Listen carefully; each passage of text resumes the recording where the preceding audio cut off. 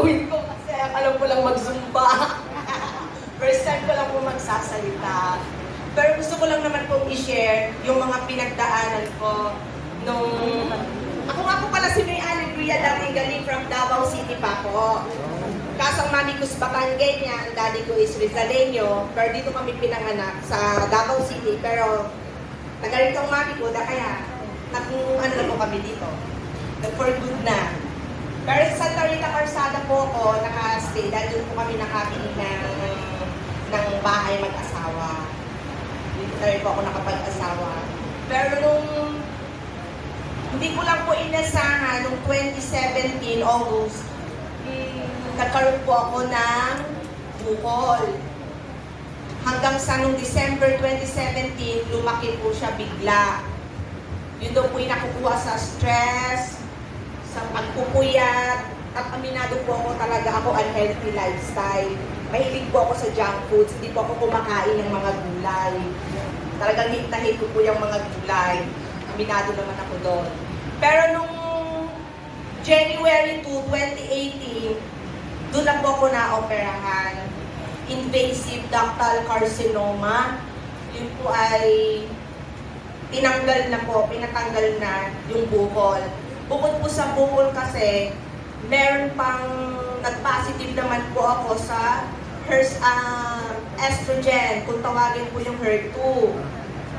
So parang bigla naman po akong na-shock naman kasi yung hindi ko matanggap nung mga panahon na yun kasi inisip ko kagad hanggang kailan na lang po yung buhay ko.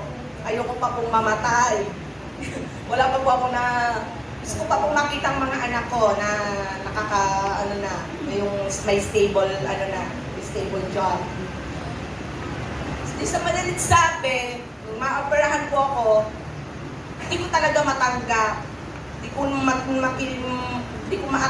tingnan yung sarili ko sa salamin kasi nagkaroon ako ng anxiety, depressions, pero habang kinikimo ako, naisip ko naman na masarap din naman ang buhay kahit ganitong maraming trials. Nag-search ako kung ano ang pwede kong inumin. Hanggang sa nakita ko nga po yung Sunday. And then ito naman kaibigan ko, si Sister Jo, lagi po akong pinupulit. Ay, talaga naman po ako umiinom naman talaga. Hanggang sa nahikaya po ako na maging member kay Sir Mac Oni at saka nagpapasalamat din po kay na Sir Jun at Ma'am Dina kasi nakilala ko po sila at naging kapamilya na po ako ng Sunday Club. Ayun po, nung una po, nung ngayon po, hanggang 3 weeks po, napansin ko na talagang malaki po ang binigay niyang magandang benefit sa aking katawan kasi po talaga, lantang gulay po ako palagi pag kinikimo. Unang-una, halos 2.8 million po yung amount na kailangan ko pong malibong para po makompleto ko yung chemo. Pero sa sobrang depressed ko dahil hindi naman ganun kalakihan ang sweldo ng aking asawa at saka may mga anak din po ako, 3, nagka-college pa po. Kaya inisip ko, ano kaya ang maganda? Bukod sa may iniinom po akong synthetic drugs noon, bilhin po ninyo is 36 session. Ay, parang sa kamay ng Diyos ko kukunin yun. Ay, kailangan hindi naman po ako pwedeng magpaka-selfish kasi dapat may ilalaan din ako para sa mga anak. Halos lahat, nung time na yun, bumuho talaga kasi sinangla na namin lahat yung mga na-invest namin para lang ipagamot ako. Pero hindi pa rin sapat. Kaya, instead ang payo ng doktor sa akin, kung ako daw ay laging mag-iisip, mas nakakamatay daw po yung pag-iisip kesa sa yung talagang ano. Kaya naging mindset ko na naisip ko, kailangan maging positive ako palagi.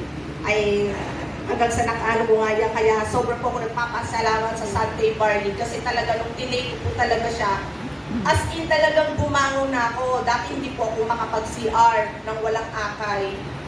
Nanglabo po ang paningin ko, nagpapalpitate ang puso ko, nagkaroon po ako ng acid reflux, lahat ng mga sakit na ano talaga.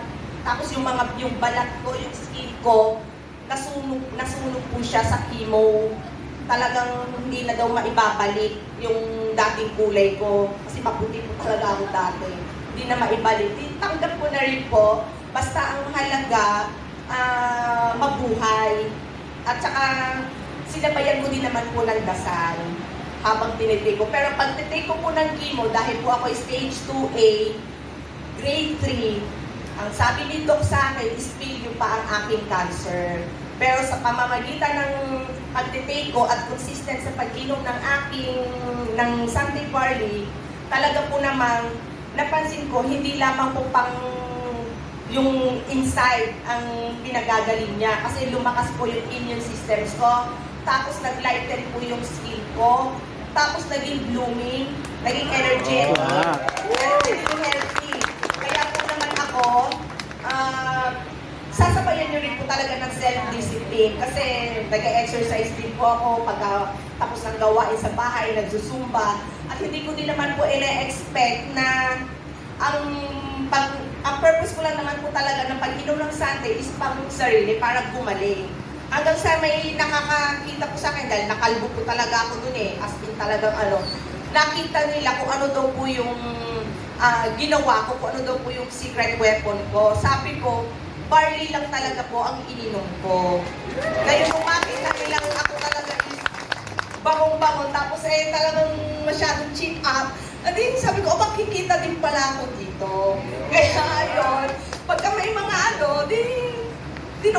kumbaga, gumanda ka na, naging healthy ka pa, nakatulong pa ako sa kapwa ko.